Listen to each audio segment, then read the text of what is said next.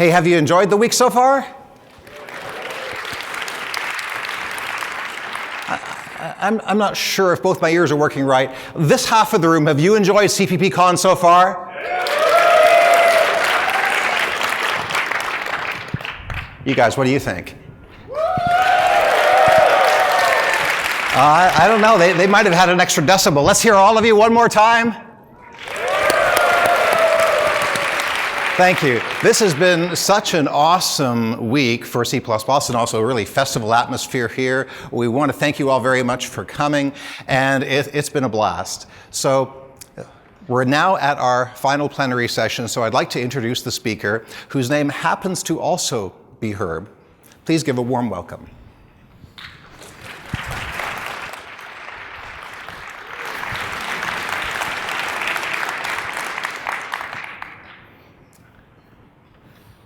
Hi, my name is Herb.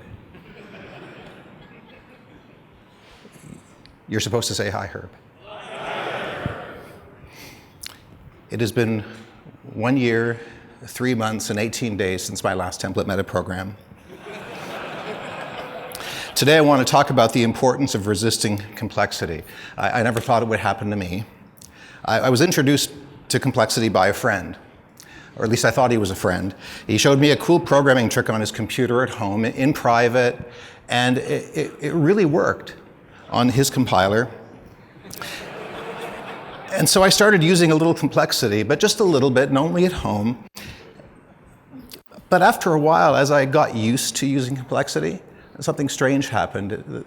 The thrill sort of faded. It didn't seem as complex anymore. It seemed simple, even though other people around me told me it was still too complex. So I started hanging out with people after work for social complexity on bar napkins. But then it started eating into work time, and we started bringing it into the office and checking it in.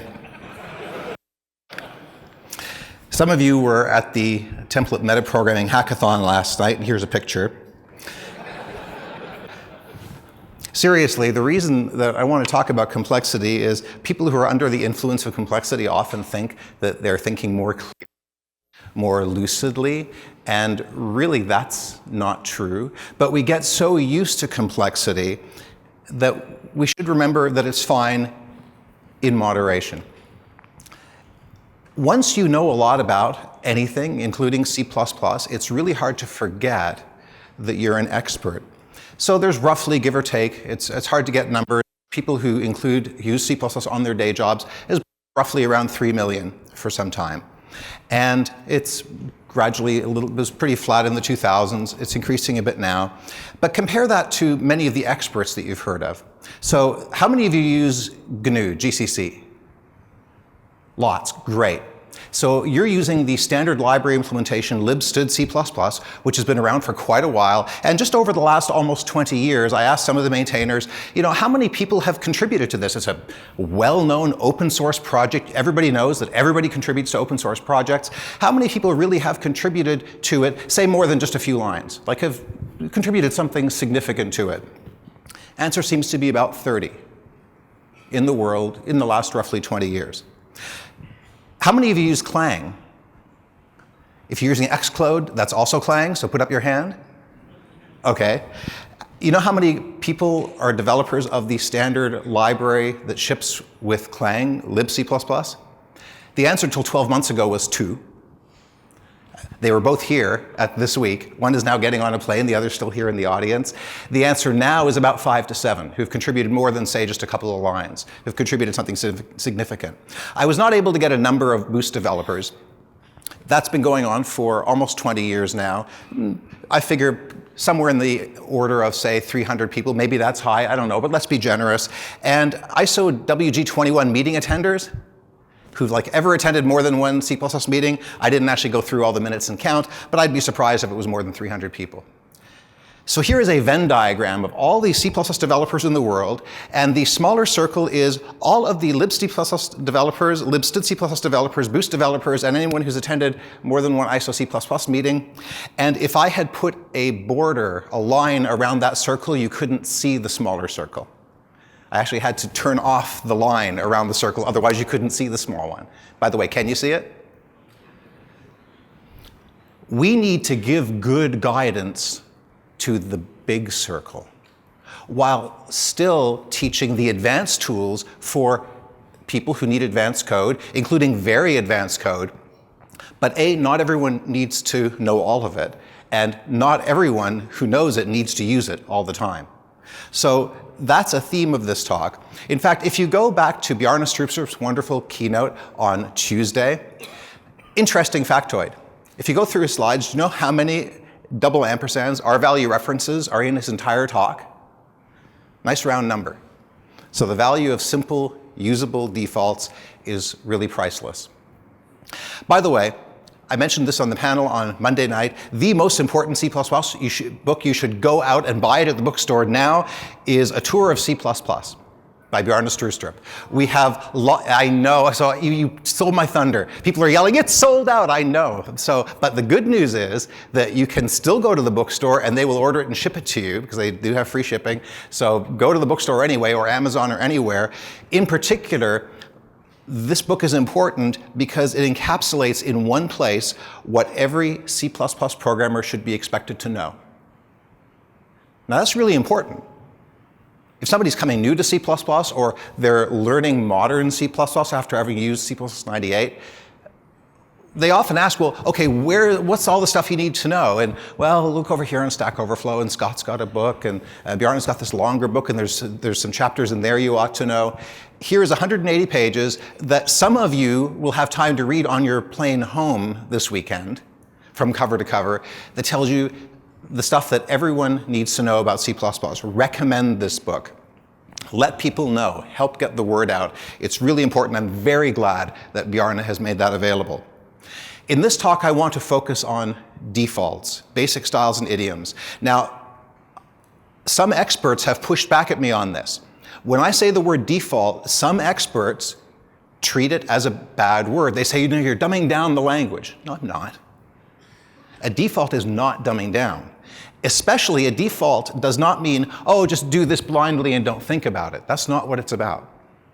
You should know your other options too, but the default is about, unless you have a good reason to do something else, which does involve thinking, don't overthink it. Just do this, unless you have a reason to do something more complex. In particular, this goes right in line with the general good advice, including these 3 items at the bottom of the screen, which are the titles of 3 of the first 8 or 9 items in C++ coding standards, not coincidentally. Write for clarity and correctness first, avoid premature optimization. In particular, prefer clear code over optimal code. Now that's almost swearing to a C++ audience. Like, we should be optimal by default. No, you shouldn't. You should have good performance by default.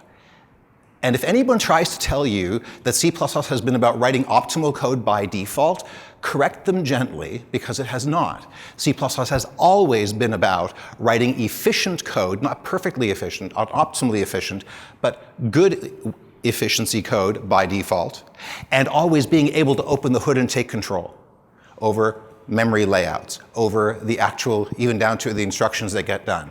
When you need to. You don't always need to open the hood. So this talk is not about don't think.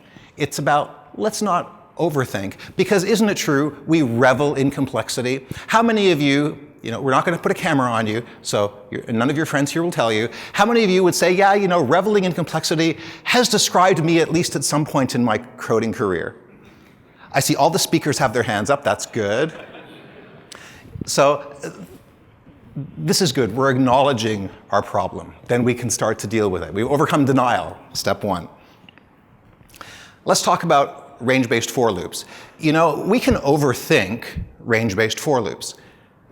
I think that everything I want to say about range-based for loops pretty much fits on one simple slide, and here it is. Why do this when you can do this? Any questions?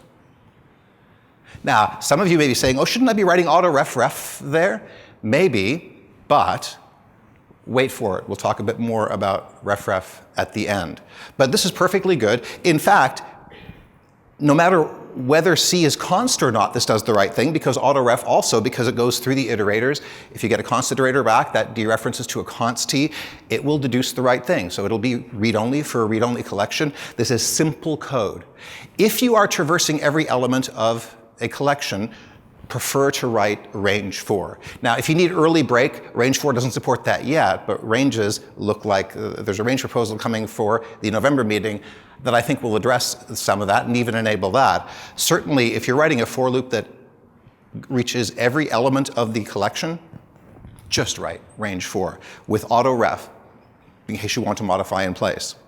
Soon, thanks to Stefan Lauweved, Stefan, are you here? Wave if you're here. Meow. Okay. Ugh. If I see one more code example checked in with kitty, I will scream. For E:(C) is going to be a shorthand that the Standards Committee is seriously considering, and therefore some compilers, once this committee will bless it, hopefully at the next meeting for C++17, will already start implementing it. You don't have to wait 3 years to start using this. That basically says, you know what, we're going to declare a variable E for you, and it'll be of type deduce whatever, so the constants will flow through.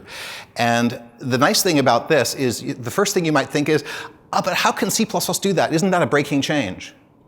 How many of you suspect that the last line may be a breaking change that can change the meaning of valid existing C++ 14 code today? Oh, you're all scared. I thought it was, and then Stefan kept reminding me, no, you can't actually write that today. You can't use an existing variable. You always have to declare a new one. So we'll just drop the type. The default, the sensible default, will be essentially the same as before, autoref or autoref, which will do the right thing. This does not mean that you can't lift the hood and write it yourself if you want a certain type, or even write the naked iterator-based for loop if you want to do something more, like break partway through or skip elements. That's all fine, but defaults matter. You are often influencers of people in your companies, of people who ask questions on Stack Overflow, who participate in the community. So please, you teach starting from the bottom of the screen up, not the other way around. Now let's talk about smart pointers. Use smart pointers effectively, but I still want you to use lots and lots and lots of raw pointers and references. They're great. Yeah, stunned silence. So we hate pointers and references, raw pointers and references. Why would you recommend those? Of course you should write those. Those should be your default parameter types and return types still. Let's talk about that. Now, clearly, the code on the left-hand side of the screen is stuff that was perfectly good code in books some time ago, but we tell people don't write that anymore. In fact, basically all the red stuff shouldn't pass check-in anymore in new code. So don't use owning pointers, don't use explicit new, don't use delete, except if you have a real performance need encapsulated down deep inside some low-level data structure, maybe. But FYI, I believe even the entire STL can be implemented with no loss of performance using unique putter and not using new and delete. We're about to try that. And so that exception may be even a much smaller set than you might think, because unique putter is roughly free. It is very razor-thin overhead, often none at all over a raw pointer. Modern C++ says use unique pointer, use a shared pointer, use make unique. So if you want to write new to allocate a new object, use make unique by default. Now, if you know, again, it's a default. If you know the object is going to be shared, definitely use make shared by default. If you don't know, you're creating an object and handing it out, you don't know if it's going to be shared, start with make unique, because you can always move that into a shared pointer that then can be used in a shared pointer group. But if you know it's going to be shared, use make shared. For delete, don't write anything. This is advice we're giving people. How many of you follow that advice already in your code bases today, at least for new code? Looks like about half. Okay.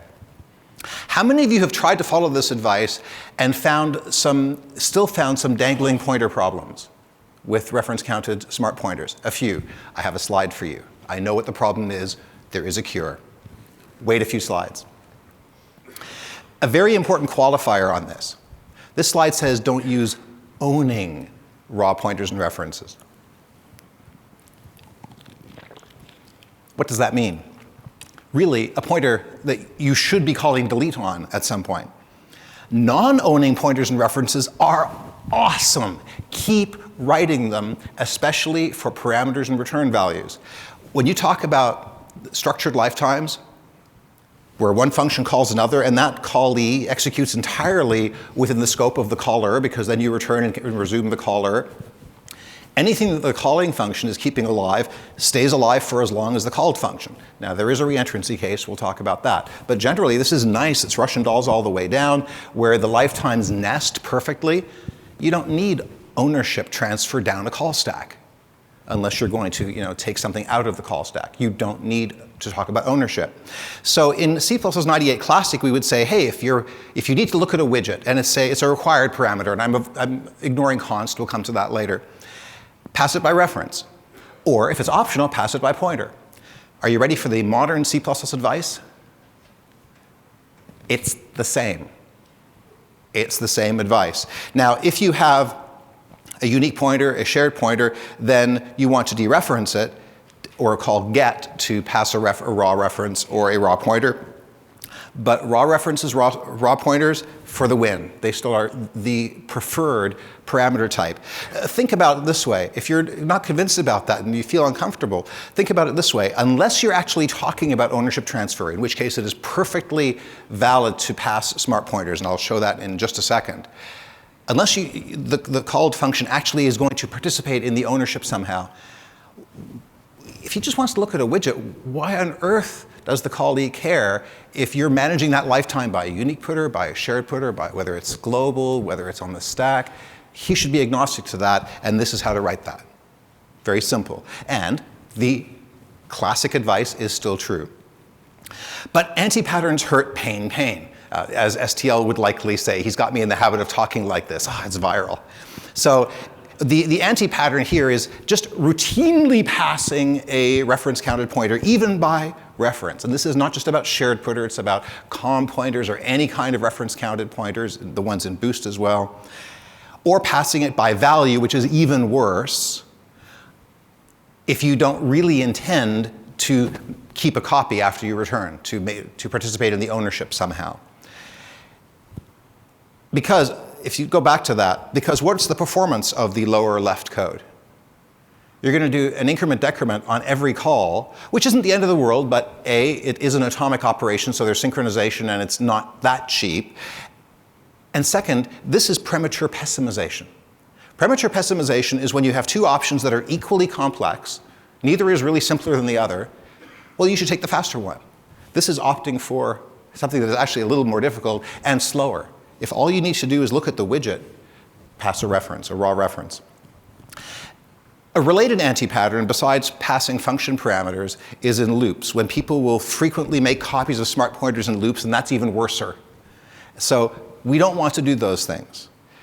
For example, Andre, when I was discussing this with him some months ago, he mentioned that in late 2013, Facebook had an experience with this where their product RocksDB, which was passing shared putters by value quite a bit, changed those to pass by raw pointer and raw reference, and observed a 4x speed improvement from 100K to 400K queries per second in one of their benchmarks, and other improvements across the board.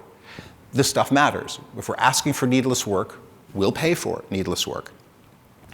So I wrote a Guru of the Week about this recently. Reference counted smart pointers, as well as unique pointer, any owning pointer, are about managing an owned object's lifetime. Only use it as a parameter type if you actually want to talk about the lifetime. You want to participate in it. The callee is going to keep a copy of it to put in some sort of global registry or something. So he's going to participate in keeping it alive. And this applies to any reference counted smart pointer. But we have shared putter, so we should know about that. So how do we pass smart pointers? If you are writing a factory that produces a new object, especially an object that's polymorphic, so you're not going to return it by value if it's polymorphic in particular, then prefer to return a unique putter by default. And I will show, if you know if it's going to be shared, prefer returning a shared putter and using make shared. That's in the second half of the slide. But a good default is return a unique putter. Why? Because if you don't know that something more is needed like shared putter, Anybody who gets that can do whatever they want with it. If they ignore the return type, it doesn't fall off the floor. The return value doesn't fall off the floor. It gets correctly cleaned up. Although, why are they asking the factory if they're not going to look at it? But whatever. Maybe they're passing it as an rvalue to something else that is in a temporary expression, and cleanup just happens. If they want a shared putter, they can move it into that. If they have their own juicy custom shared putter that they are using in their shop that's non-standard and gloriously customized, they can call .get and move it into that. This is what we should be returning from factories. Similarly, if we're accepting, our function is accepting ownership of an object passed by unique putter by value. That shows that we're consuming the widget. You can't call that with a unique putter in the caller without saying std move. And so that helps you see I'm transferring ownership in. We'll come back to that one. If I want to reseat, notice it's not about changing the widgets, it's about if I want to reseat the unique putter itself to point to a different object, well, that's a typical in-out parameter. Take that by reference. And I have no idea why you would ever legitimately want to write const unique putter reference. Why would you want to simply just look at it? There's nothing useful I know of that you can do to a unique putter except get the widget, in which case you should have just taken widget ref. So as far as I know, writing that as a parameter type is a thinko. Now, as I mentioned, if you know that the object is going to be shared that a factory returns, definitely return a shared putter, and you're going to use make shared inside because that gives you a nice optimization. It's one memory allocation instead of two, and some better locality that you'll keep benefiting from. If you're going to have a function that takes a copy of the shared putter, pass the shared putter by value. And notice this is saying I am going to keep a copy. Either I'm going to put it in some other data structure or do something else with it, and this will retain a reference count. If I want to reseat a shared putter, that is, make it point to something else, pass it by reference. That's as if it will or it might reseat the shared putter. And finally, if you're in the share case, but it's not unconditional, sometimes you're going to keep a copy, sometimes you won't, then take const ref, and then if you take a copy, then copy inside if you actually need a copy. That way you're not going to incur the cost of the reference count bump in the cases where you don't actually keep a copy. So that's if you conditionally keep a copy, if you might share.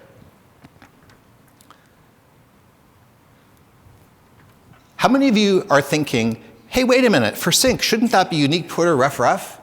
I'm curious, how many people are thinking that? Yes, I have slides for you later. So how to do it right? This is partial advice. Never pass smart pointers by value. Prefer, unless you actually mean to traffic in ownership, prefer raw pointers and references. They're still great. Express ownership with unique putter by default, but shared putter if you're going to share, and use make shared in that case. Now, when I post these slides will be available after the conference. I put this yellow post-it to obscure it on top, so when you print it out, you can't print out this version. I want you to print out the version 2 slides from now, where I'm going to add one more line. I promise to tell you the pitfall with reference-counted shared putters. This is something that, if you've been using reference-counted pointers for some time, you've probably fallen into. I know that most teams of any significant size, in software of any significant complexity, that especially that go over a boundary and then get callbacks into themselves, they sometimes find they drop a reference count. Like, what's going on? And this is not unique to shared putter. It happens with COM pointers. It happens with any other reference counted pointer you might use. If you're an Objective-C developer, it will happen with those. They're slightly different with retained release semantics and so forth and ARC, but this principle applies in general. So let's talk about the one case, because I believe as a community we now know exactly how to simply articulate it and to simply solve it. First, here's the problem. Take a second to absorb that code and think about what would be a problematic caller.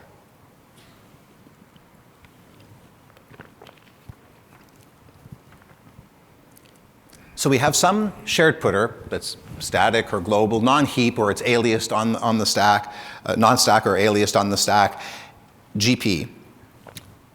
It's a shared putter to a widget. Now I've got a function f that takes a widget by reference, then calls some other function and then uses the widget.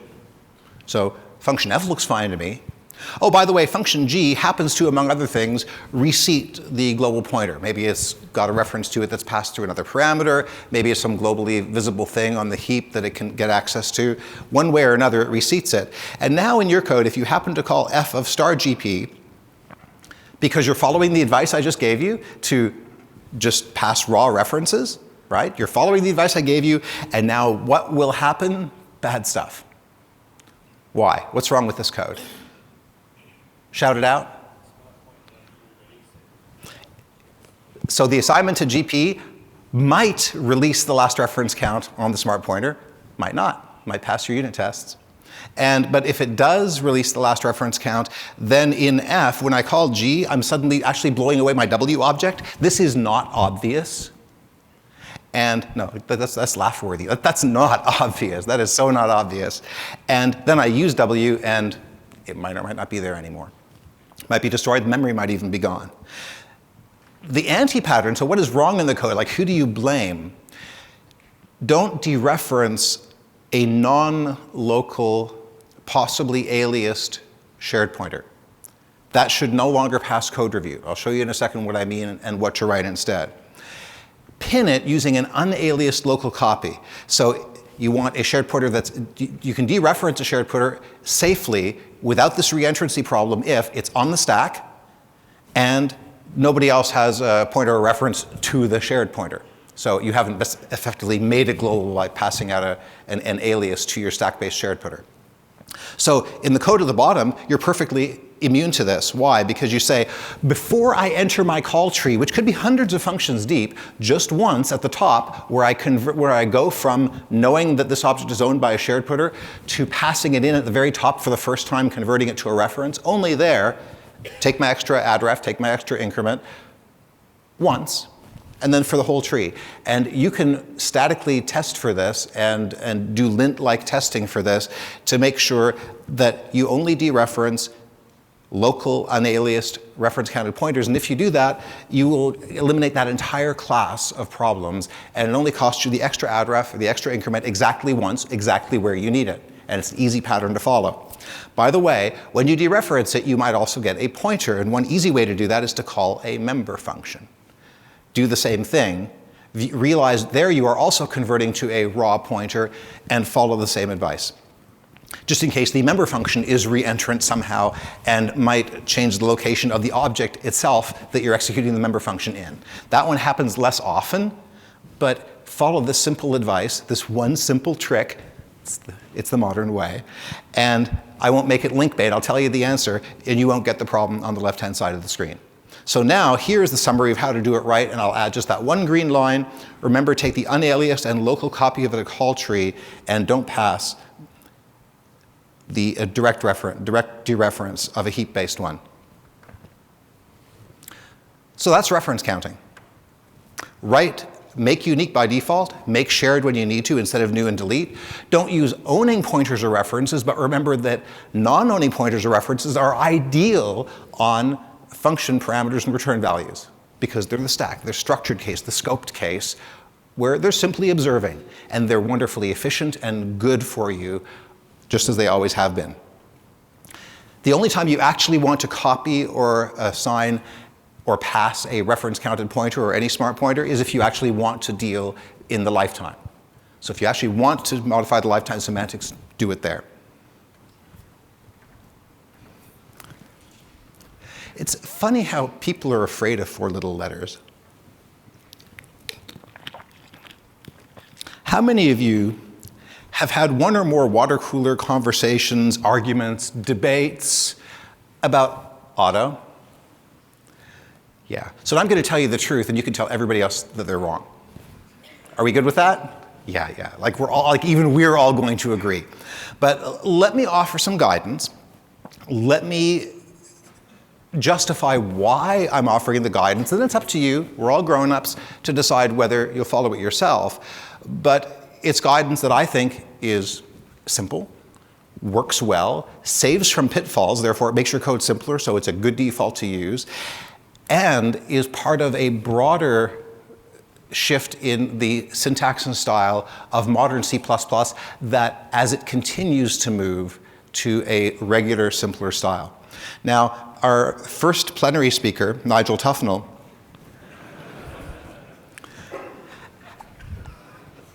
that wasn't one of the options, and oh, it should have been. I went to the Scott Myers Hairpole site because I wanted to see if you could put a write-in response, but no, you couldn't. So Nigel Tufnell, also known as Christopher Guest, who has played that character on Spinal Tap. It's okay, it's really simple. Auto is not that hard. And in fact, if you get Scott's book, which is almost out, there are 2 items saying roughly what I'm about to say. Some of the details are different, saying roughly what I'm about to say about using auto. Here's the spoiler in one slide. When you're declaring a local variable, this is all about when you're declaring a local variable, if you want the type to track, and I'll give you reasons why you often do, simply deduce it. And the easiest way to do that is to have the type of that local variable be auto.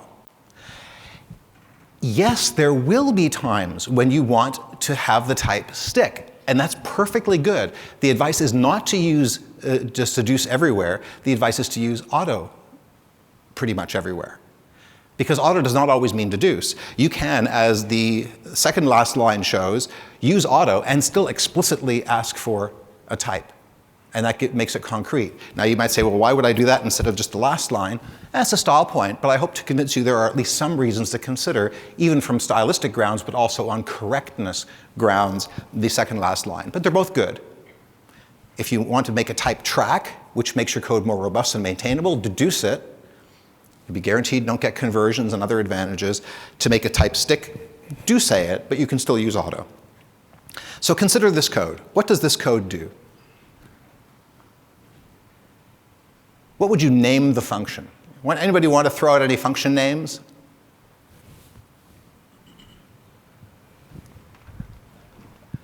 Say again? Add another? Hey, that's a good one. Add if not there. Okay, that's even better. Add if not there. Anyone else? Everybody in agreement? How about append unique? So we've got a container. It's pretty much the same as what you did. I'm just trying to use the STL style because, hey, it's there.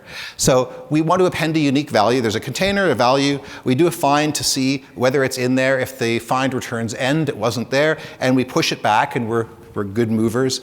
And then we assert it's not empty because that's just a good thing to do. How hard was that? We'll come back to this code very quickly. Why not just deduce the type? There are arguments why you shouldn't deduce the type. This isn't just about using auto. This is about, oh, I don't like type deduction. It scares me. Well, the arguments often fall into the category of, at least the ones you hear the most often, well, I can't see the type in my code, therefore I worry.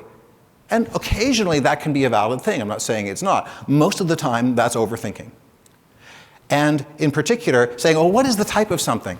Well, first of all, if you have an IDE, this is the minor argument because it doesn't really matter. But if you have an IDE, even Emacs, then it doesn't matter because you can see the type.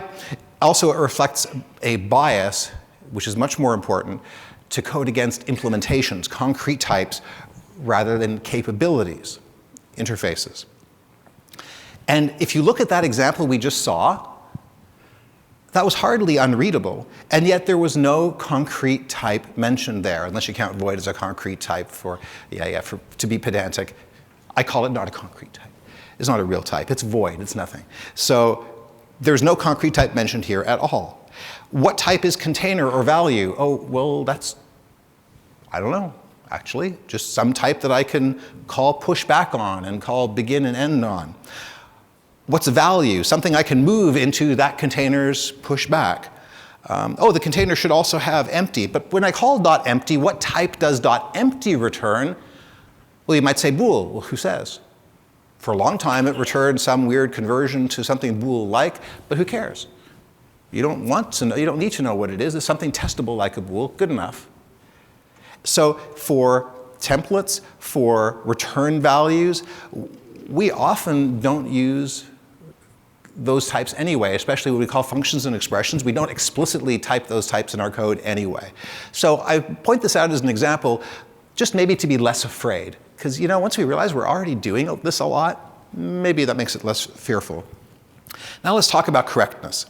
With deduction, you always get the right type. I want a new local variable of his basic type. So if I am now going to take v and call begin on it, is this a good line of code? Would that pass check-in? More to the point, would that pass compilation? Why wouldn't it pass compilation? Const, right. It should be, well, it might be const iterator. That would be good. I could do that instead, but I'd have to think about it. Now, and if I change the parameter type for any reason, like maybe it's const today, but then later I change the parameter to be non-const because my function also does some modification that it didn't do before. Now I've got to go through and do a ripple to update parameter types if it switches between, say, const and non-const. If you just say auto, which is a great default, it just finds the right type. And it's correct, including under maintenance. So let's talk about maintainability. Using deduction, because it tracks the type, makes your code often more robust under maintenance. And it means that we can actually change our code more, introducing fewer drive-by bugs or other things that need to be updated while we're updating our code. Let's say, for example, that I change the code from line 1 to line 2. I've added a .0, which makes the 42, instead of being an integer, be a floating point value. Now this code compiles, but under maintenance, I've changed that to be floating point, and I forgot to update that variable type. Maybe I didn't intend to have a silent narrowing conversion there, because that's what will happen. The code compiles and narrows. If I have a factory that returns, say, returns a widget by value, and if under maintenance the factory changes to return a gadget, which happens to be convertible to a widget, then we now are getting that conversion and we're not tracking the type. Now, if we really wanted a widget, that's fine. If we want to stay with widget, even if the factory changes to gadget, that's fine. Very often we don't. And if I have a map that's iterator and I call begin on the dictionary, but then I realize, you know what, map is so tree-ish, and I've heard of these nice hash-ish, it's got to be a bad Washington joke there, unordered containers. I'll just change my map to an unordered map because most uses just work. It's largely a drop-in replacement for common cases, and this code compiles and then fails to compile. What do I do? And then I have the ripple. I have to add unordered map there because I have the maintenance ripple. In each case, if I had put auto, I would have avoided the silent narrowing conversion, track the type. If I'd said auto in the second case, I would have continued to use a gadget, which is often usable as a widget, but I would have retained the type and its extra characteristics. And with the third, auto, I would have tracked the container type when I've used a replacement container that's otherwise compatible. These are good features. Now, a third reason to use type deduction is performance. Now, this is one of those ones where if you want to convince a C++ audience, as long as you can make a credible argument that, hey, do X is good for performance, they'll like jump in a river or a lake. You know, there could be sharks and it doesn't matter because they'll swim fast, they're efficient. And give me performance is like it's like a will-o'-the-wisp for it. It's a way to draw in C++ developers. So I'm going to assert that using auto gives you better performance by default also, and the reason is because you're guaranteed no conversions. If you use auto without otherwise, as we'll see in the second part, talking about a specific type, you are guaranteed there are no conversions. Means no temporary objects. Means no extra work being done that's invisible, that otherwise we sometimes hand-wring over. And there's usability. So finally, yes, there are certain types that are hard to spell, that are inconvenient to spell, lambdas, binders, helpers, and unless you want to get really familiar with decal type, and I am not suggesting that, auto is your friend. And finally, I know I have to say, and it's less typing, but you know what? I have to say that because people notice that, but like, please don't point to this slide out of the whole talk and say, that's why Herb's saying use auto, it's less typing. Like, that's the least important and least interesting reason. But yeah, it's actually less typing too, which is kind of cool. So prefer auto x equals expression by default, unless you have a reason to do otherwise, on variable declarations. It gives you correctness, clarity, maintainability, performance, simplicity, and those advantages are something that are worth something. It also shows you're habitually programming against interfaces, not implementation. Not against concrete types, but against concepts. which you'll be doing more of in C++'s future. Now, having said that, this is all if you don't need to commit to a certain type. Sometimes you absolutely do need to commit to a certain type. Then what? You can still use auto, as I already teased. So if you look at the left-hand code, which is the old style C++98 code, sometimes slightly upgraded for the brace initialization, but it's the old style of put the type first. And then there's the newer style of start with auto. The first two lines are essentially the same. So auto s equals quote hello, auto w equals get widget, so we deduce the type. And if you need to commit, that's if you don't need to commit to a type. If you do want to commit to a type, try just sticking the type name on the right. It will feel weird the first couple of times, and I think most of you will probably find that after half an hour you won't even notice it anymore. But let's talk about reasons and advantages of doing it this way, because those are pretty much equivalent. I'll have one slide in the extremely rare cases where they're not equivalent, like of types that you can't even move.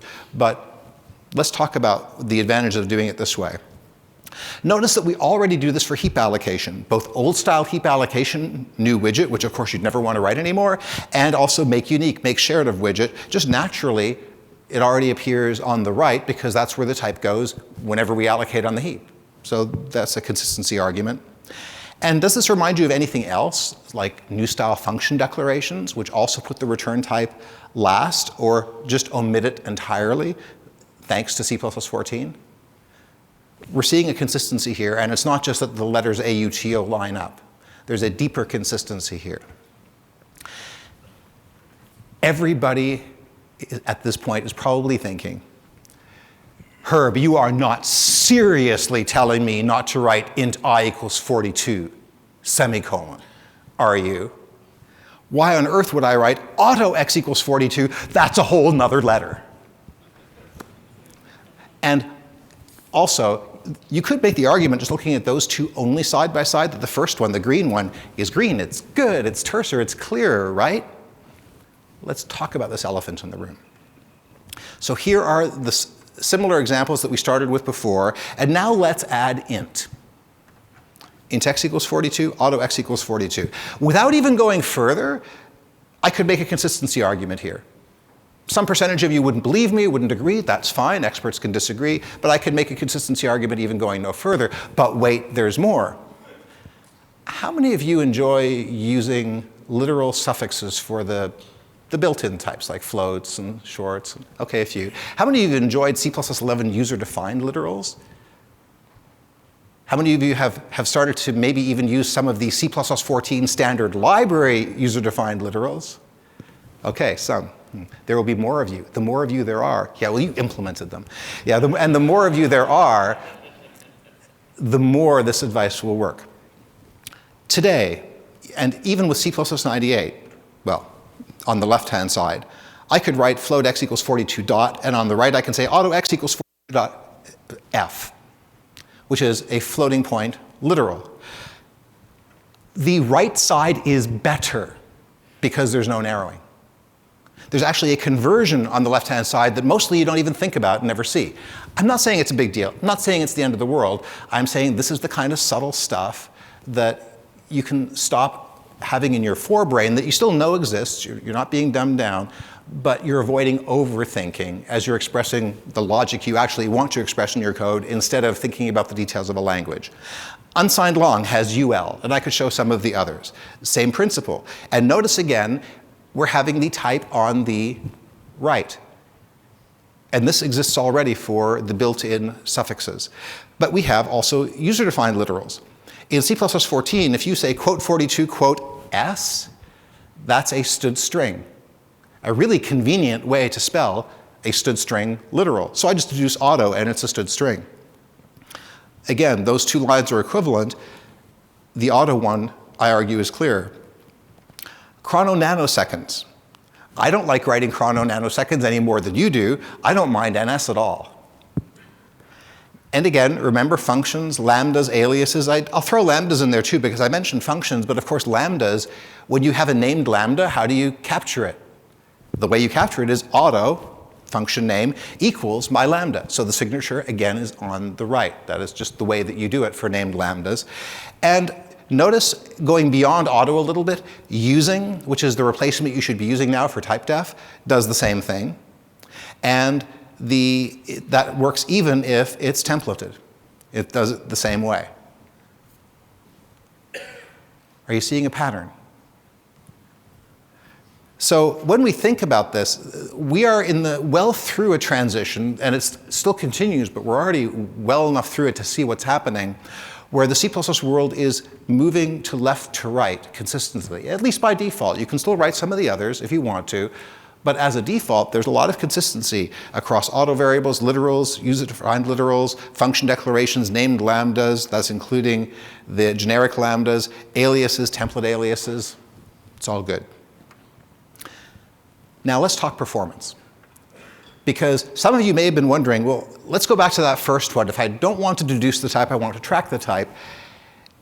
Auto x equals value. Well, since I was a young sprout C++ programmer back in the day and going uphill both ways through drifts of foot-high snow, 6-foot-high snow, that sounds better, I know to be suspicious of the equal signs because they mean assignment, copy. Well, first of all, that's not an assignment, right? Because that's something we've had to learn, just a quirk of C++ syntax for a long time.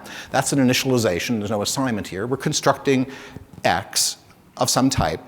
Now, does this create a temporary and then copy it? Because in some syntaxes it would copy. Does it here? Turns out standard says, nope, and that's a good thing. And the reason is, here's some standard E's, but it basically has the same meaning. Notice that tx equals a has the same meaning as tx paren a paren when a has type t or derived from t. Turns out when you say auto, you always have type t or derived from t. In fact, you always have type t. It deduces it. So that is true by definition. It's a tautology. And that equals costs you exactly 0 according to the standard. Now, if you commit to a type, auto x equals type value, so that's the second one where you do commit to a type, but you can still use auto. Does that create a temporary and move from it? Yes. That copy can be elided, and in practice many compilers already do elide that temporary, but full disclosure, yes, the basic language semantics are that is a temporary and a move. Compilers are getting really good at it. There is one case I know of where you can't use auto style. It's where you're using the explicitly typed version that we just talked about, auto x equals type name initialization expression, and you have a type that's not movable or cheap to move. So a mutex, an atomic, an array of ints, such an array, those are just a handful of types where you can't use this idiom. Declare them on the left as always. In the array case, it will compile but be slow because it's not cheap to move. But most of the time, you can use this idiom very well. That's the only corner case I know of. For completeness, a few people have suggested other corner cases. I document them briefly to show you I'm aware of them with some sketches of why I don't view these as counterexamples at all. But let's document the list.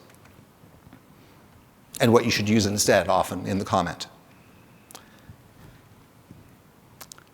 One recent time I was resisting using auto. I was still on the fence, like, should I use auto everywhere? Maybe this is too much of a change. Every new feature gets overused. I don't want to be that guy. I know I'm going to be that guy. Sometimes we all are. But at least here I consciously don't want to be that guy, at least for this particular example. So I wrote base star pb equals new derived in my original guru of the week. And when I upgraded it, I left it be unique putter base pb equals make unique derived. And I myself, when I would go back to this article a week later, readers, when they read the article, would keep on asking, why didn't you just write auto on the left? And I actually changed it to auto, say, oh yeah, that's right, I should have put auto there. And I put auto, and then I realized, no, that changes the meaning. Because there's a conversion, right? It's a make unique derived going to a unique putter base. If I had followed my own advice, which now I feel much better, and I do, and simply stick to my guns and put auto first, yes, that's an unusual construction the first time you see it, and then you realize, oh, it's just auto type, variable equals type. And if there could be a cast expression or a constructor, an explicit type on the right-hand side, and then it's perfectly clear. I mean, just moving it that much over made it perfectly clear, at least to me and a number of actual readers, that the code isn't a bug. Oh yeah, you're actually doing a conversion there. We just find in practice the middle one was too easy to miss. Even though now we're all aware of it, come back a week from now and take a quick glance, and you might roll the dice on whether you remember. Just that much distance makes it subtle. So prefer declaring local variables using auto, whether you want to track, so it's just auto and bind directly to the type, or stick to a specific type, in which case you want to explicitly mention a type, but you can still use auto. Here are the two syntaxes. It guarantees no implicit conversions, no narrowing conversions, and there's one thing I mentioned on the slide, but I forgot to say in words, so let me add it now. If you follow this style, it is impossible to write an uninitialized variable. Why? Because when you say auto x equals, auto is meaningless without an initializer. It is impossible syntactically to write the bug of uninitialized variable, which is not bad. So consider having some functions in headers also use auto. A new C++14 feature, you can have auto be the return type and deduce it from the body, just like lambdas can. That's actually a nice thing to do. They're in headers anyway, so you can do that. The bodies have to be available, and you want them to track the type, so auto is often a very good return type for those. Since we're talking about auto, I thought I should mention return types as well. So it's simple. And we can tell Nigel Tufnell and all the other C++ developers in the world who agrees that to make a type track, deduce, to make a type stick, commit to it. In both cases, you can still use auto. Try it. You might find that it's consistent, simple, and not complex. Give it a shot. Now let's turn to a specific area of overthinking. When you think of how much C++ has evolved since C++98. If you look at the 11 and 14 standards, you could point to a few features as being big ones that really changed the game in terms of how the type works and how our idioms might work. Probably the biggest of those is rvalue references and move semantics. So the idea that we have move semantics, C++ always has been able to deal very well with copyable types, value types. And really, move is largely an optimization of copy. Yes, you can also write move-only types now, which is a new thing, but largely it's an optimization of copy, which means copyable types that C++ has always been so good at compared to many other languages that are mainstream, just got even better. But what this means is the community needed some time to absorb, okay, well, what does that mean for my programming style? We needed experience from trying to develop guidelines, seeing which ones worked out, which ones didn't. And I think that this summer, and in particular in the last couple of weeks, and in particular this week at this conference, that we're ready to say, okay, we have got some pretty good guidance specifically on how does move semantics and the other features that are new in C++ 11 and 14 affect parameter passing. And I'm going to go out on a limb and debunk what I think are some anti-patterns and why I think that they're anti-patterns and why the C++98 default actually should get a lot of love in C++14. So one subtle change that was already happening even before C++11, because compilers now routinely implement the return value optimization, use return by value way more often. So you'll see me mention that. But don't overuse pass by value. I'll explain what I mean. Observation. Bjarne is very right. New features tend to get overused. And Scott made in a very interesting point as we've been having discussions over the last couple of weeks about, what are the right parameter passing guidelines? Because a lot of people have said, since we've got move semantics, maybe we should pass by value more, maybe we should do other things to try to get those juicy R values that now we have access to, right? Like now we have access to R values. Let's optimize for those. Now we're mesmerized and we're going off on that. And we have had such a focus on R values that when Howard Hinnant and others have come up saying, well, by the way, if you do that way, you're causing these problems, which I'll show you in a moment. One of the realizations Scott put very well is, oh, you know what? Those problems are with L values. We've been focused so much on optimizing R values, we're not noticing how often those things are actually pessimizing normal passing variables to functions. I'll show you what I mean. And what's important here is two things. The advice is still simple. In fact, it's exactly the same as C++98, the default advice that I'm going to show you. And second, you have to think about all of the things your pollers might give you, not just focus on the new thing, such as rvalues. Just as exception safety is not about writing try and catch everywhere, using move semantics is not about writing move and rvalue references everywhere. In fact, remember I said that in Bjarne's keynote on Tuesday, rvalue reference didn't show up once in his slides. It will also not show up once in our default parameter passing advice. Let's see. First of all, thanks to many, many people, including more not listed here, for discussions over the summer and leading up to this to firm up. I thought, here's a great opportunity with CppCon. Let's talk about this and talk it through and see if we can converge on new parameter passing advice. I believe that we have. Time will tell the level of agreement, but I believe we have. And so I'm very glad to acknowledge these people and more for the input on what's to follow. Here is parameter passing advice in C++98 that is reasonable, default advice to give people. On the vertical axis, we have, what are you doing with a parameter? Is it an out, in out, in, and in particular, is it in and I'll keep a copy? It turns out to be an interesting case to call out specially. And across, we have, well, is the type cheap to copy? Because then maybe I'll pass it by value more often. Is it moderate cost to copy, or maybe I don't know? Or is it expensive to copy, like some big data structure?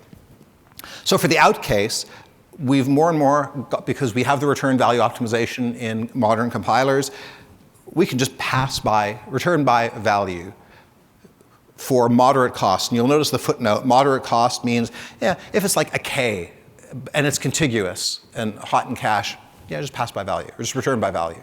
That's a new thing in the last 10 years. But we're about 5-10 years in now to where you can assume your compiler does that optimization, so you can actually return by value in all those cases. If it is expensive to copy, like a vector or a bigger array, then the C++98 advice was pass it by reference. So that was really like the in-out case, or footnote, return an X star, allocate it on the heap and return it, but that costs you a memory allocation. You have to decide if it's worth it. So I mentioned it as a footnote, but generally, the reference is what you use. In-out is easy, of course, pass by non-const reference, because that way you can modify the original. And finally, for all the in cases, usually pass by const reference. But hey, if it's an int, pass it by value.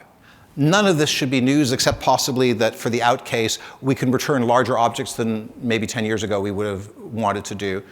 But this is journeyman, this is not surprising advice anymore. C++98 advice. So what's the difference with C++14, modern C++ advice? Are you ready for the difference? Don't blink, you might miss it. There it is. Let me go back and forth. See the difference? The main difference is the advice is still the same, but where move has come in is not changing how you pass your parameters, but the applicability of the advice, the default advice, actually becomes even more usable because more types fall to the left and out of the out parameter exception. So in particular, if the first column is now, is it cheap or impossible to copy, such as unique putter? It might be impossible to copy, that's a new thing. The middle column is now, is it cheap to move or moderate cost to move? Notice vector has now moved into the middle where it used to be on the right-hand side. So the defaults have become more usable.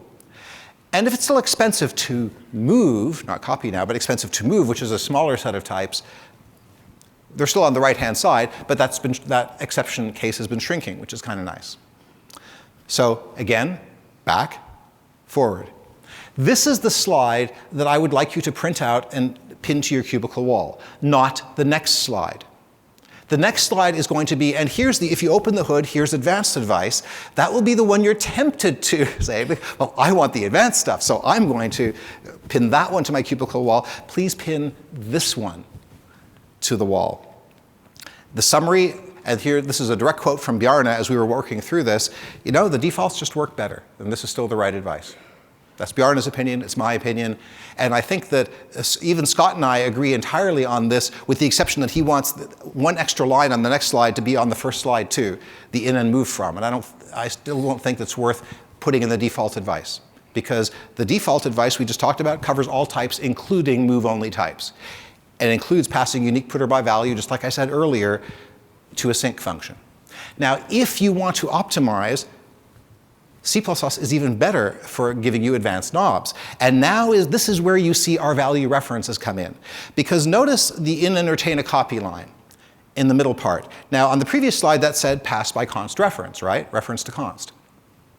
Now it's, and by the way, if you want to optimize for R values, add an overload of xref, rvalue reference. And for the new case, if we want to break out the explicit case of, okay, I'm going to pass in a value and move from it, then as an advanced knob, if you want to optimize that, you can pass xref. For unique putter, for example, that often won't be an optimization. Like actually writing a unique putter ref as a parameter often will not actually be an optimization.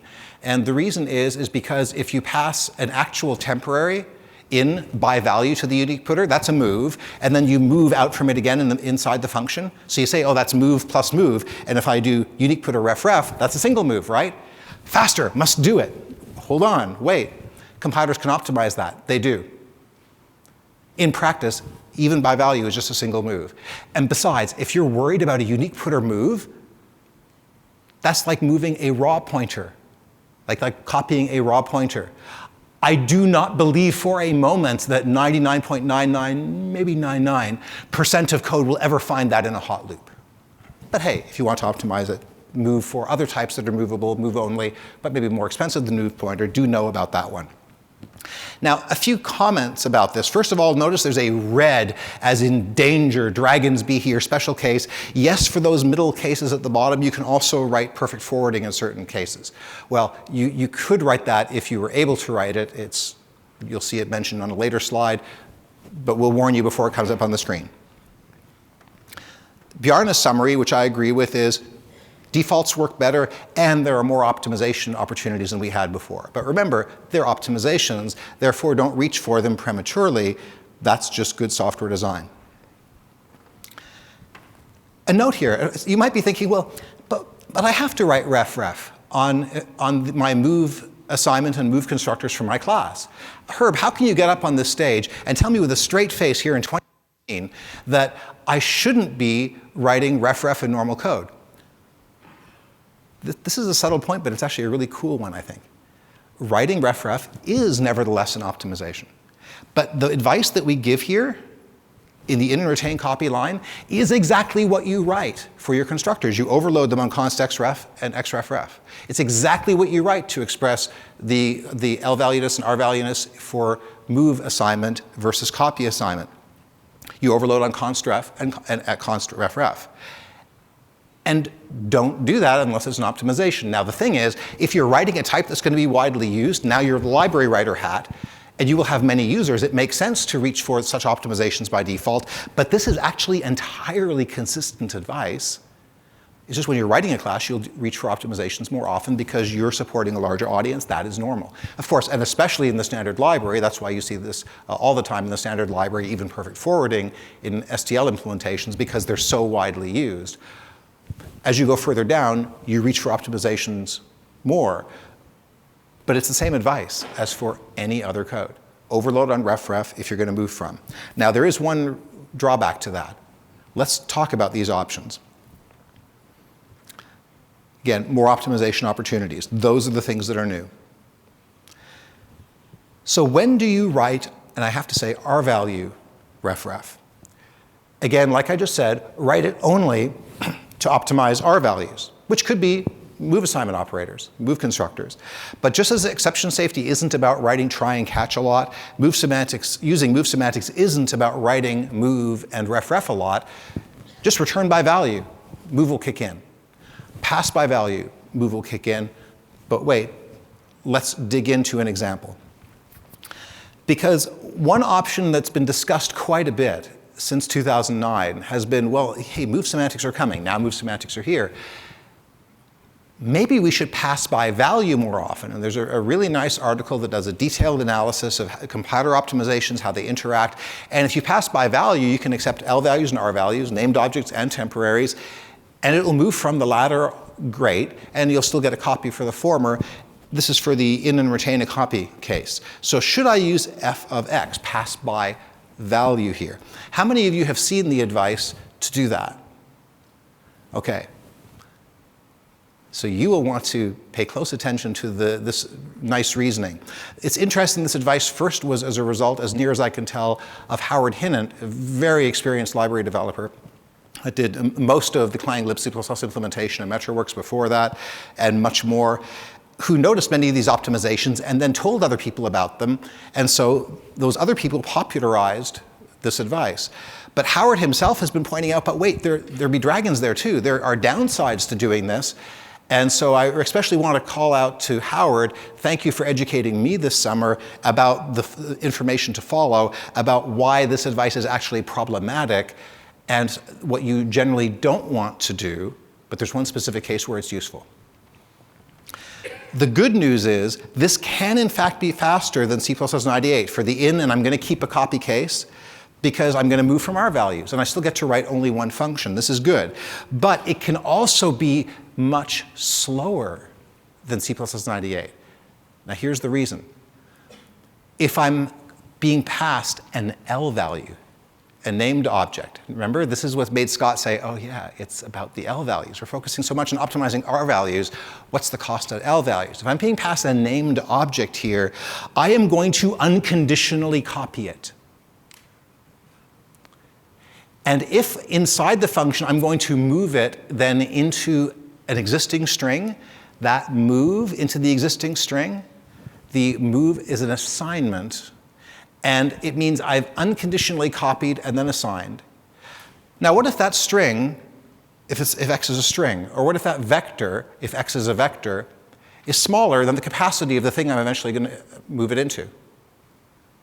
Well, if I had just assigned it directly, I would have reused the capacity.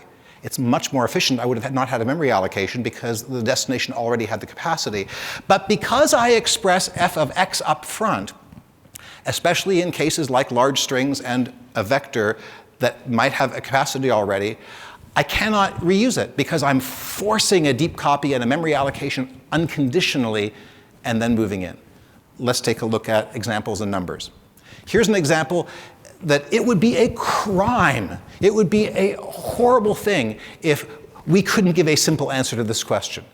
And yet I have seen people, I have seen them, have long arguments about how do we answer, how do I write set name?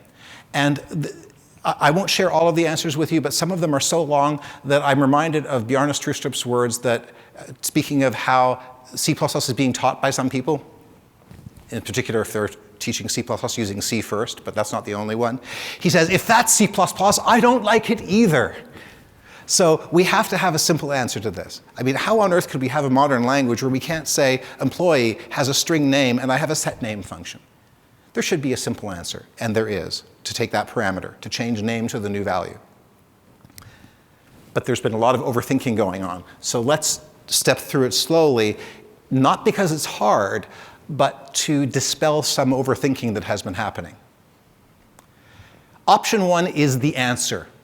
You already saw the slide. It said in this case, the in plus copy case, unless there's an int or something, pass it by const ref. So you already knew the answer from the previous slide. At least you knew the answer I was going to give. Just pass const string ref. And you know what? That's the same answer as C++98. There ain't nothing new here. Let's analyze it a bit. There's always going to be a copy assignment here, but usually much less than 50% of them will perform an allocation. If it's a small string, which on many systems is 16 or 24 length or 11 or something like that, the std string implementation, every major std string implementation already implements the optimization that small strings are stored in the string object itself, using a union trick basically, instead of doing a heap allocation. Which means that you can use lots of strings in your program and never have a single heap allocation. And if you've wondered why, small string optimization. Turns out this is a good thing to optimize, not overly prematurely in the library, because there are lots of studies showing that the vast majority of strings in many mainstream applications are short. So it makes perfect sense to optimize for those. Even if it's a large string, this still performs a mem allocation less than 50% of the time, right? It's only going to perform an allocation if the new string is longer than the capacity of the current string. which means that if you call this in a loop, it's going to allocate a few times and then stop allocating. Let me say that again. If you call this in a loop, you call this repeatedly, it's going to allocate a few times and then stop allocating ever. Unless you happen to hit a really long string once, and then you'll get that capacity, get one more outlier. What if I want to optimize this for R values? Because here I'm not optimizing for R values, so that's okay. We had advice on the advanced guidance slide. Just overload on string ref, on the R value reference to a string, and then move inside the body of the function. By the way, notice I also added no except because it's important to think about exception safety. The first function that takes a const string ref, it can't be no except. Why not? It's a good copy. It might actually do memory allocation. It will do fewer of them, and not many over time, but it might do some. It could throw. But the second one ain't going to throw. I'm just taking ownership of the buffer already owned, and I'm going to delete any buffer I might have already had, but that's okay because that's no throw. So this is actually nice. I can optimize for R values. So write this by default, and if you want to optimize for R values, if you have performance data that you should, then add the overload for name. Now, a couple of notes. When you pass a named object, it's one copy assignment as before. But now if you pass a temporary, it's one move assignment, which is roughly, I actually tested and benchmarked the 3 common STL implementations, and a move assignment is about the same as copying 4 or 5 ints. It's pretty much dirt cheap. And there's no allocation, therefore we can make it no except. Now I will throw, there is one downside to this that actually in practice almost never happens.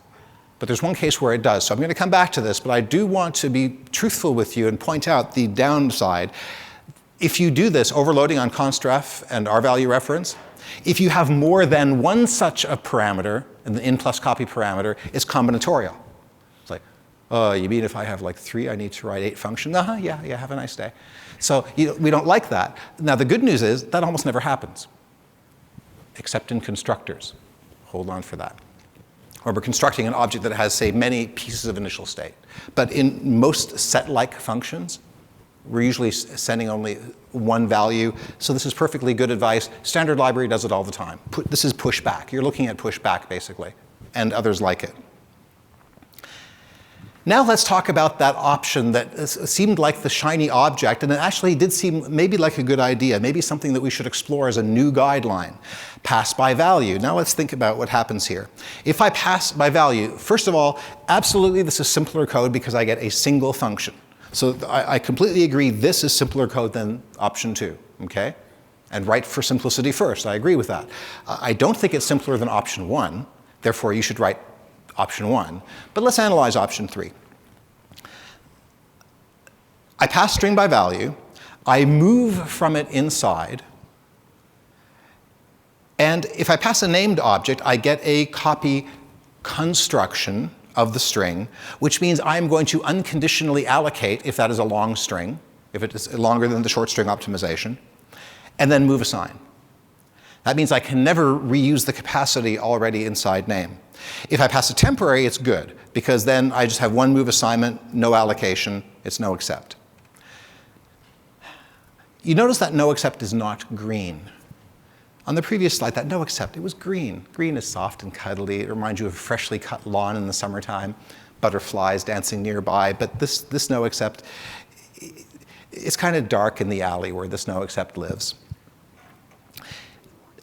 This no except is problematic, and I'll overstate it, but I'll overstate it just only slightly. This no except is a lie. It is technically true. Your code will compile. It will never fire. It is actually technically following the rules of no except, and I view this as nevertheless a lie. Think about what it's saying. It is saying that that function never throws. Now, on what basis can it say that? Well, in the body, nothing can throw. That's perfectly true. Why? Because we have pushed the operation that might throw into the caller.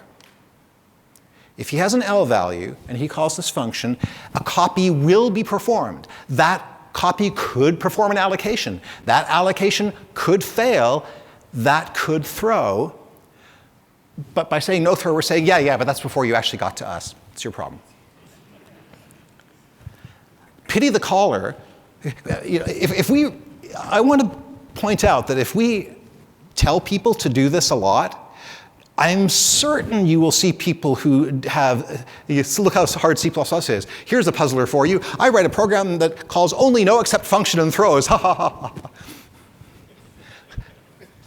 Don't be that guy.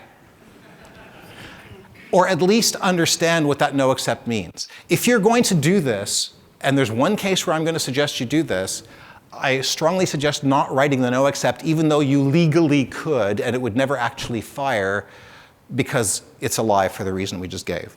This is at least problematic. I'll call it mendacity. Finally, hold on. We're all adults in the room, but this is being recorded, and we're going to have an online audience. So those of you who have parents, children in the room, you might want to get them out of the room. We're going to have some graphic imagery here now. Give you a moment. Okay, those of you in the room, you may want to cover your eyes. Are you ready? This could be disturbing to some viewers. Actually, oh, that's cool. I actually heard literal gasp. If you want to write a perfect forwarder, you can write mostly just the greenish parts. Like, you still need a template class string, but you can probably ignore the enable if is same decay t and the no except, but you shouldn't. If you're actually going to write a perfect forwarder, write it reasonably perfectly. Like, write it right. And if you were going to write a perfect forwarder, then I submit you should be among that small dot of developers in the world that you could barely see on the first slide earlier on because it was only a couple of pixels compared to the millions of C++ developers. But let's talk about it. It's optimized to steal from rvalues and much more. It's for perfectly forwarding whatever you pass it through. You have to make it a template so it can take anything. But then constrain it to strings. So we're actually going to name the template parameter string, then constrain it. And if you pass a named object, there's one copy assignment, as before, which is optimal. Pass a temporary, one move assignment, no except, it's optimal. So we actually express the no except with the no except stood is no throw assignable, stood string ref to string colon value. The quote unteachable comes from Bjarne Stroustrup. I agree, this is not teachable. This is an option for advanced developers that if you are a very advanced developer, sure, know about this. And if you might see it in your standard library implementation, you, I hope, will not see this in much production code because it's for very low-level uses. Notice some drawbacks. It generates lots of functions because it stamps out the template for everything you might call. It must be in a header. Can't be virtual. I don't usually hear people mention this stuff when they like look, perfect forwarding, ooh. I don't normally hear them say, oh, but it can't be virtual. It has to be in a header. It generates lots of functions. I just don't hear that. I'm actually less worried about the generates lots of functions. I'm just pointing it out because it does stamp out, it's a template. But most people over-obsess about template stamping out functions. I never actually hear bug reports about that, about code bloat. That seems to be more of an urban myth than a reality that that's an issue. But the fact that the code has to be exposed in the header is an issue. That it can't be virtual is an issue. Now, I already answered this question, but let me lead up to it with a couple of questions. How many here believe that they could write this code confidently? Okay, there's still some hands up. Quick, somebody who's got his hand up, shout out, does this accept a string literal or not? Does not. I've constrained it wrong. This is Howard's code. So I will love to hear why it's constrained wrong, because this is Howard's code, and if he can't write it, we can't either. By the way, I will mention one thing about this code.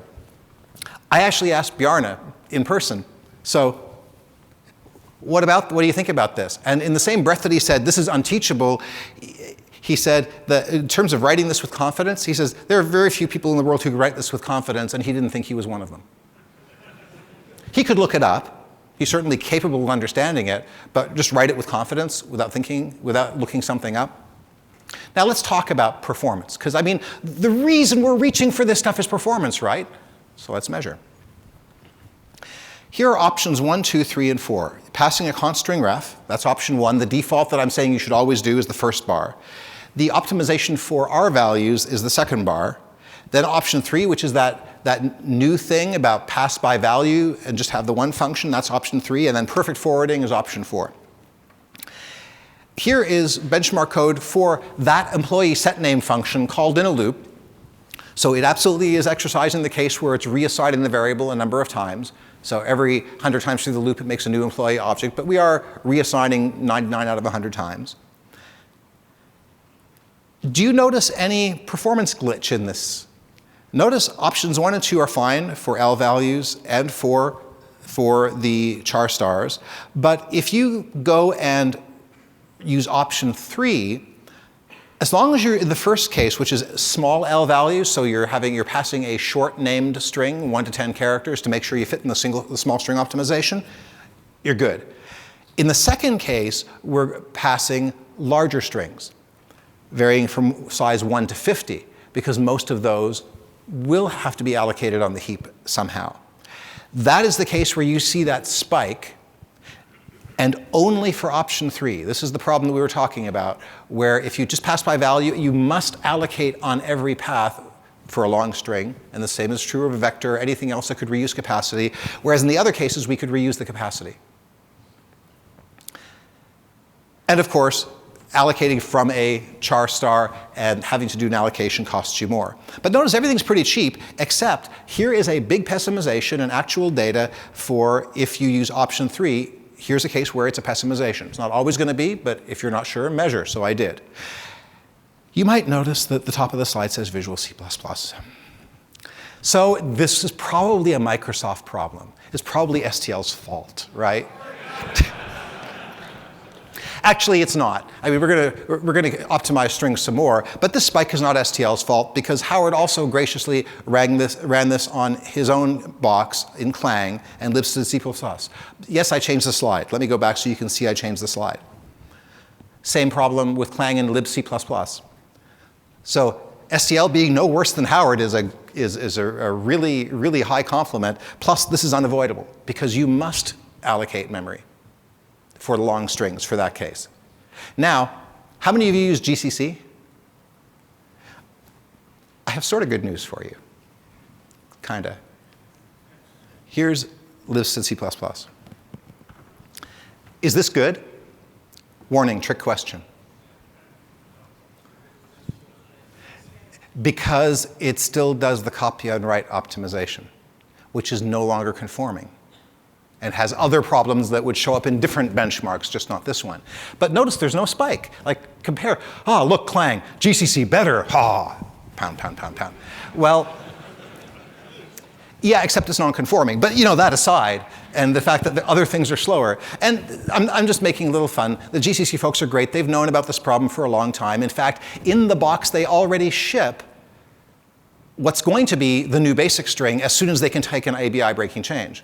So they've been deferring it, but in the box, since something like GCC 4.1 or something like that, I forget exactly, there's something called vstring. How many of you, by the way, use vstring? Yeah. Think about it. It's pretty good. I see 1 or 2 hands. Are you ready for vstring from that same current build of GCC? Oh, look, there's our friend again.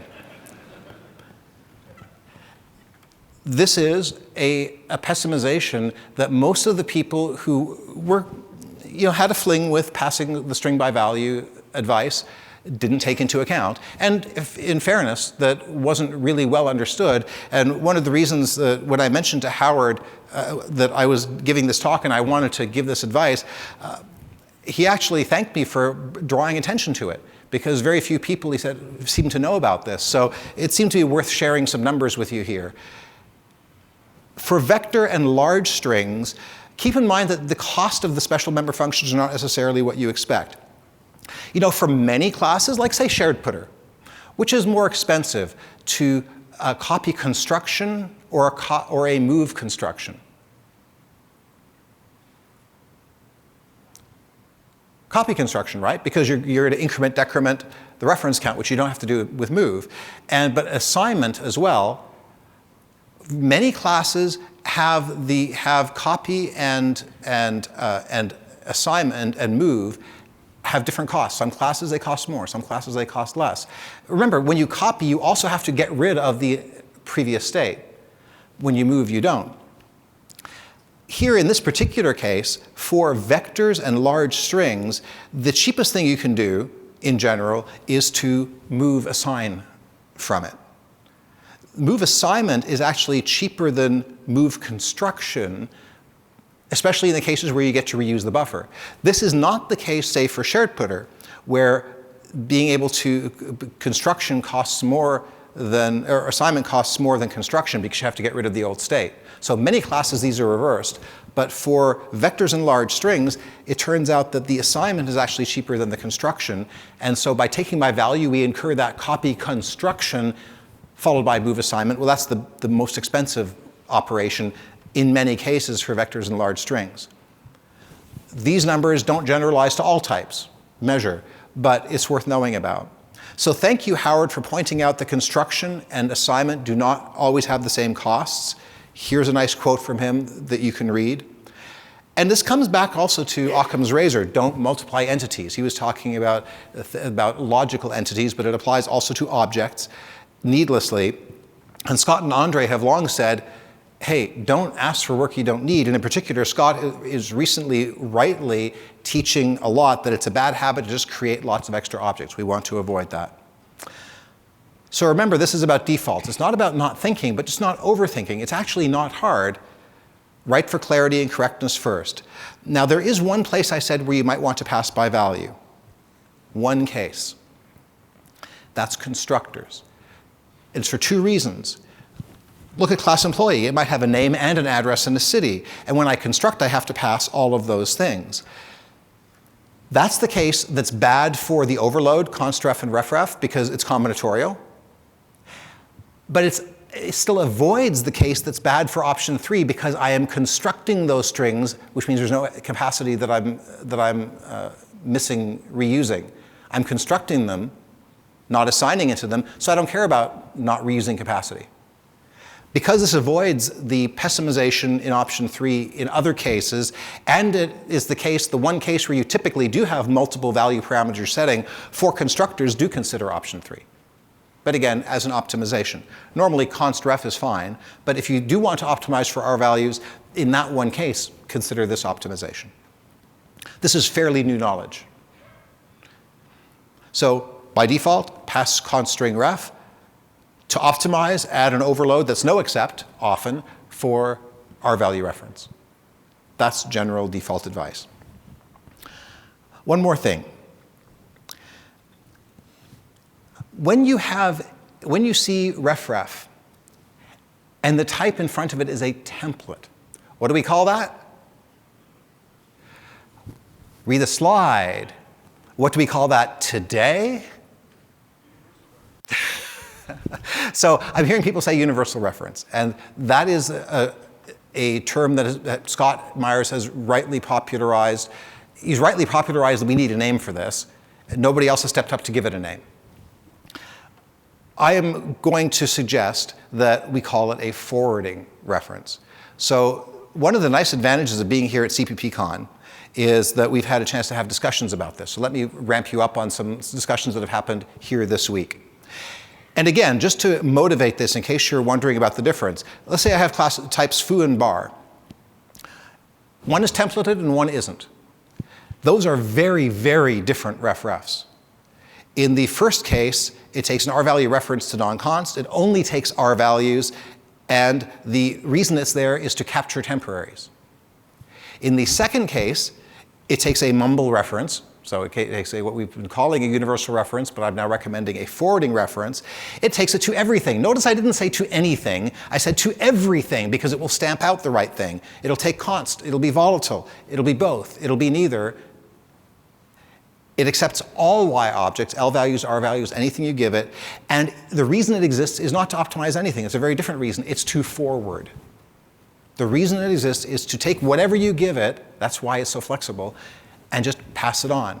I don't care if it's const or volatile because I'm not going to use it myself. I'm going to pass it on to somebody who is going to use it, and he will know and care whether it's const and so forth.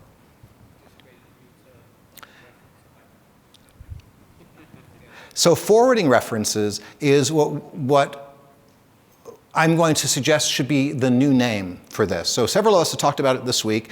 Scott has rightly pointed out that this tref is different from other refref parameters. It is not an rvalue reference. We do need a name for it. He coined that name, and he uses it extensively in his book, whose final galleys are due in 3 hours, which is a little inconvenient because you're not supposed to make big changes, and you just can't make big changes in a book as it's going to press, and that date just can't slip. So we talked about it at CppCon. Because we were all here, it was a great opportunity, and this is one of the big benefits, just being able to talk with each other. So Scott and I talked, Bjarne, Gabby, others, STL, and we haven't talked to everybody yet, so this still has to be vetted by the community and the committee as to whether people agree that this is a good term. But we all agree that the word forwarding reference is better and that universal reference, the concern is that it makes people think it's universal, I should use it all the time. And it doesn't describe what it's for. Forwarding, we believe, is exactly the right name because it says exactly what it's for, what you do with it, as well as giving it a unique name. So we think the right name is forwarding reference. In the meantime, Scott is going to change his book as it goes to galleys. Thank you very much, Scott, for doing this. That is a big imposition, and he's being very gracious so that he's not changing it universally, but he's adding a footnote and an index reference saying, by the way, it looks like forwarding reference is a better term that's going to get traction in the community. If and when that actually does happen, which I believe it will, I know several people who are going to keep using that from now on, then you will find new printings of effective modern C++ will switch to that term instead. So an FYI, we want to thank Scott very much for popularizing that, hey, putting a shining light on this needs to be taught differently. This works differently. And that has prompted us to say, okay, let's try to come up with a good name, the one that we can live with for the next 20 years. So use refref only for parameter return types, rvalue references to optimize rvalues like we said, or tref, there's that term, forwarding references. One dessert slide. Did you know that C++ now has multiple return values? Just return a tuple, or a tuple, if you're Scandinavian. I don't know what that means, that just came out. Sweet realization, we're already doing it. If you, in C++98, had a set of string, and you insert into it, what does it give you back? It gives you back a pair of an iterator and a bool. And you would say if result.second, so if it succeeded, then do something with result.first, right? That's just the convention that we used. Now here's a really cool thing. That code exists in the wild. It's been there for 20 years, right? Ready? Watch this. C++11 gives you auto. So it immediately works nicely with this, so you don't have to type that big long thing. But wait, it gets better. Just hold on 1 second. But we have this nice backward compatibility with it because we could just accept that return value and say .first and .second as before. But in C++11, we also have a new feature which works well with that old feature. We have tie for tuple and pair. Anything that a tuple can do has generally been added to pair as well as the case of a tuple of length 2. They're pretty much consistent. The library group did a great job of that, which means that I can call that old insert function onset, unchanged from C++98, and tie two variables, an iterator and a bool, and it works great. I don't have to say first and second anymore. I tie iterator and success equals function call, multiple return values. If success, do something with iter. The only thing I can't do is declare a variable inside tie, and people are writing a proposal for that, because that's the next thing they want. That's pretty cool, and it works with the existing STL and with your existing code. If you have multiple return values, express them with a tuple. Remember, it's hard to remember you're an expert. Can I just have a show of hands? Like, how many of you are students here? We have a number of students here. Actually, can you please stand up? Stand up if you're a student, please. And please stay standing. Yeah. We're glad to have you here. Now, please stay standing. And anybody who has been using C++ for 5 years or less, please join them. Please also stand up. 5 years or less using C++. Please stand up and stay standing. Thank you. Now, if we can get Chandler up here, while you're standing, is it okay if I take a selfie with you guys? Okay, Chandler, where are you?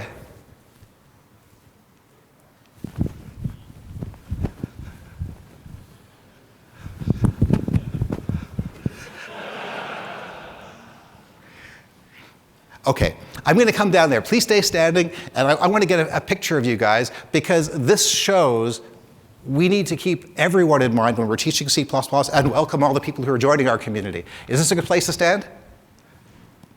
Where'd the lights go?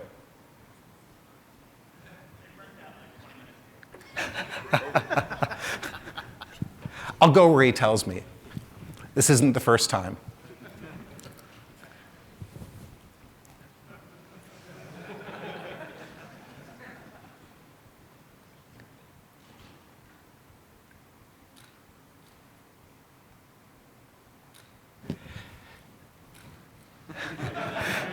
Thank you very much.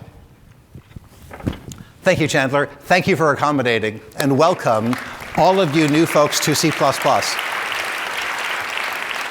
I've decided I want photographic evidence to keep showing people on the committee and other places, all the people who are new. We welcome you. C++ is a fresh new language, simpler than ever. Sometimes we are addicted to too much complexity, but there are very simple, reasonable defaults, simpler than ever, for loops, pointers and references, smart pointers, never write delete again, variable declarations, parameter passing. If you have a couple of questions, please line up at the mics. We'll take one or two, and then we'll break for lunch. Then come back here for 2 o'clock, and we'll have our final panel as well. Here, please. Yeah, in the spirit of simplicity, which I absolutely agree with, are we looking to simplify the algorithms in STL so I don't have to put begin and end everywhere? Yes, we are looking at simplifying algorithms. Range-based algorithms will be wonderful. There's some real proposals coming. I was wondering if you could go back to the benchmark, any of the benchmarks. Mm-hmm. Well, could you like... It's all the way back here. Oh, you know what? I could do this way. Okay. How about GCC? They're good. It's fine, okay. So in the last example on the right, there's something that confuses me. Basically, option 4 is much faster than option 2, but shouldn't perfect forwarding like match option 2? These were the results as measured on that system. I mean, it isn't like... You can download that code and try the test harness yourself. I showed you pretty much the code. Check the assembler. I did not inspect the assembler as to why on the right-hand side they were different. This is what I measured. And in fact, if you go to the others, you'll find the same thing, that perfect forwarding is faster, even from characters, stars, than the others. Yeah, but it makes no sense to me because we know... Stefan is waving and saying, talk to him and he will enlighten. I have one last question. We're going to switch over to here. Thank you very much. Next. Yeah, I want to say forwarding a char star 2 operator equals should actually be fast, I think. So my question was about, at the end, you threw this in there about std tie. And earlier, right, one of your first points was, if I say auto x equals something, then I no longer have uninitialized variables. But today, if I want to use std tie for that purpose, don't I have to have uninitialized variables? Well, you don't. If you use tie for... No. You can't use tie as a reason to have uninitialized variables. Yes, you have to have separately initialized variables. You have to declare them somewhere else. That's why I said the next things that some people want to have for tie is to be able to declare variables in there, right in the tie, for the reason you just said. So you still have to, yeah, wouldn't that be great? But you still, C++ is evolving, man, we're going faster. But you still put them in the local scope before, you still have to declare them. Right. But if you don't want to initialize them, that's not what I'm telling you. You still use auto x equals whatever, and even if it's 0. Right. Okay, one more, and then let's go to lunch.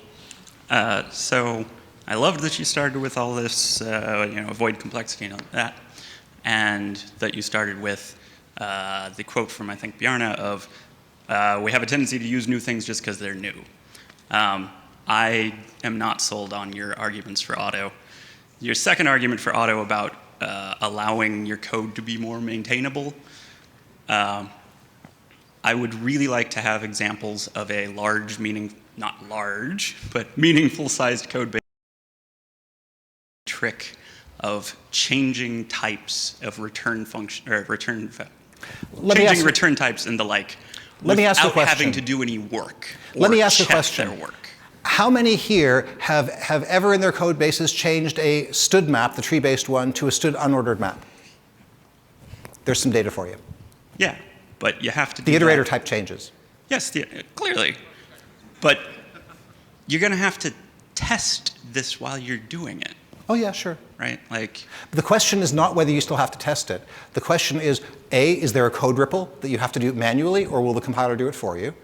And second, the correctness of if you get a type where actually the compiler won't tell you that you need to change it, but now the types don't match. And those have existed. I found them in real-world code bases. That's why I mentioned the examples. You, however, sir, I know are in a special situation because you own an internal code base that is monolithic, has great tools for it, where you can simply turn a switch and do these things for people. they're still not. Those of us who don't have those tools would like our compilers to help us with auto. I'm gonna have to see like war story use cases of pulling this off without there being wild unintended consequences. All right, and thank you for that question. As we go to lunch, let me ask this. Any of you who are listening to Titus and thinking of, you know a war story, please tell him, and I will ask him after lunch. Oh, it looks like there's going to be a line. But I would be curious to answer myself after lunch, and let's get back together. Absolutely. Thank you for coming. Enjoy lunch. See you back here before 2 o'clock. Thank you.